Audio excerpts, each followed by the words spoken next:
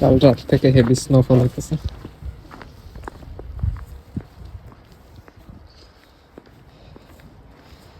চারপাশ বরফের হয়ে গেছে একদিনের।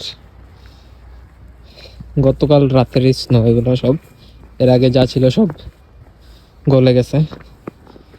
কাল একদিনে যে অবস্থা, এক রাতেই স্নো সব এসে একবারে মুখের ভিতর ঢুকে যাইতেছে এমন অবস্থা।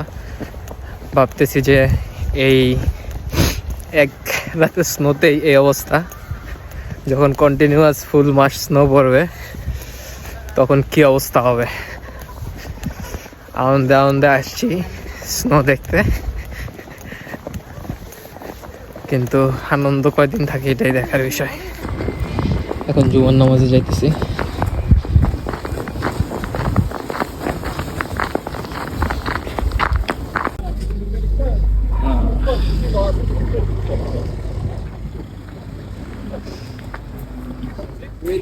নামাজ পড়ে বের হলাম এখন। মসজিদে বেশিরভাগই এখানে বাংলাদেশি তেমন একটা নাই, আফ্রিকান আর তুর্কিশটাই বেশি।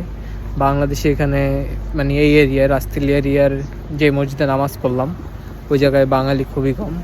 হয়তো ইটাকে স্কুল গেলে তখন বাংলাদেশি মসজিদগুলায় গেলে হয়তো বেশি বাংলাদেশি পাওয়া যাবে। দেখেন স্নো এর মধ্যে বাচ্চারা ঠিকই খেলাধুলা করতেছে। নামাজ পড়ে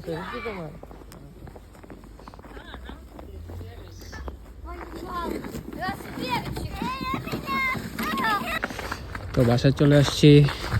বাই বাই, দেখা হবে নেক্সট কোনো ভিডিওতে।